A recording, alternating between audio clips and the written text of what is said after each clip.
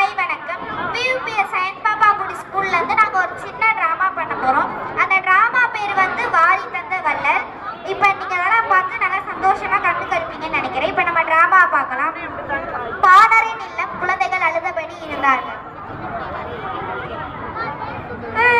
அம்மா பசிக்குது, சோறு வேணும். குழந்தைகள் ஏன் அழுகின்றனர்? உணவு கொடுக்க கூடாதா? இருந்தால் கொடுத்திருப்பேன். மிச்சம் இருந்த தானியங்களும் மாவும் நேற்றே தீர்ந்து போய்விட்டன. இந்த நிலைக்கு நானும் ஒரு காரணமாகிவிட்டேன். என்ன செய்வேன்? நான் ஒரு யோசனை சொல்லட்டுமா? சொல்லும் யோசனையால் நம் குழந்தைகள் பசி தீரட்டும்.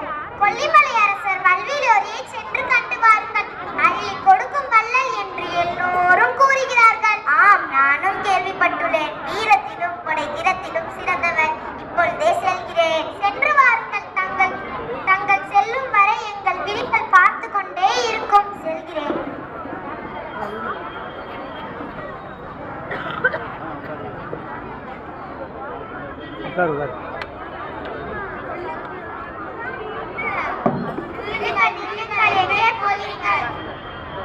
வறுமையின் காரணமாக அரசரை பார்த்து ஏதாவது வாங்கி செல்லலாம்னு வந்துள்ளேன்.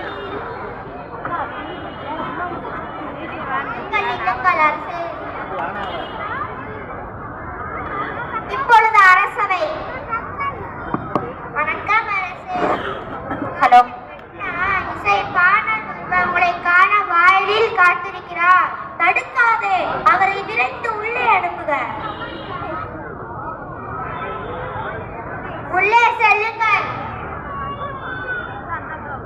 வணக்கம் அரசே.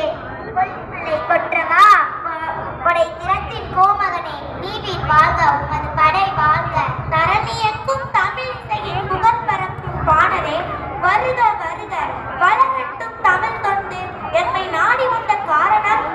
வறுமையின் காரணமாக எமது வீட்டின் அடுப்பில் பூனை உறங்குகிறது. தமிழ் பரப்பும் பாணரே, உன்னிலை என்னை வருத்தமுறச் செய்கிறது. உணவின்றி என் மனைவி இருந்து கிடைக்கிறாள். பிள்ளைகளோ காற்றை உள்ளே கண்ணில் உயிரை தேங்கியபடி இருக்கின்றனர். பழக்கம் வேண்டாம் பாணரே, உன் வறுமையை போக்குவது என் பொறுப்பு.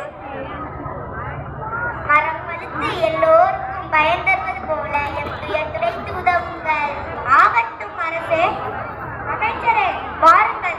இப்பாணரின் குடும்பம் பல தலைமுறைகள் வாழ வழி செய்திருங்கள். ஆகட்டும் அரசே, நம்ம ஆணைப்படியே செய்கிறேன். பல பொற்காசுகளை அள்ளித்தருக. அணிமணிகளோடு யானைகளையும் அனுப்பிடுக. பற்பல பரிசுகளை வேலைகளில் நிறைத்து அனுப்பிடுக.